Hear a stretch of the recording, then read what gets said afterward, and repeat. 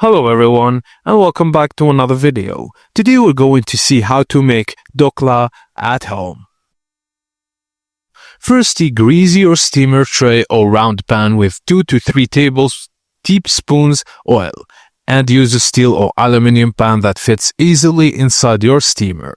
Now in a large mixing bowl, add a half cup of besan, 2 to 3 pinches turmeric powder, a pinch of asafoetida, and a half tablespoon lemon juice, half tablespoon ginger green chili paste, and 1 tablespoon sugar, 1 tablespoon salt.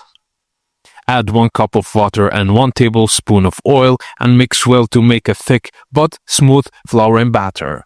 Now add 1 spoon of rava for added texture and whisk well to remove lumps. The batter should flow easily but not be runny.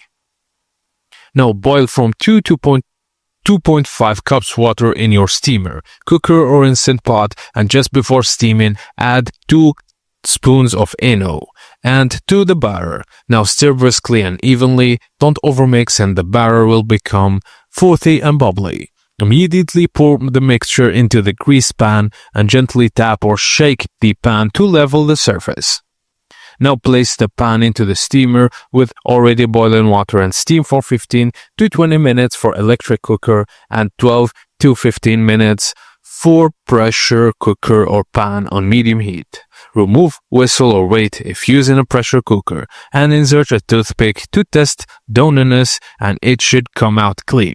Let it cook slightly for 5 to 10 minutes and run a knife along the edges. Place a plate over the pan and invert to release the dhokla.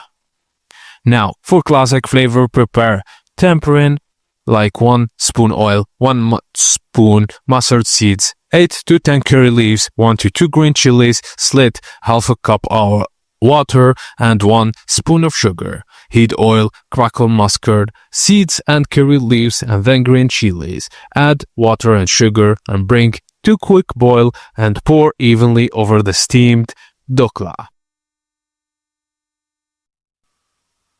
And that's it guys, as simple as that. Thank you for watching and please don't forget to like and subscribe for more tips and tricks like this.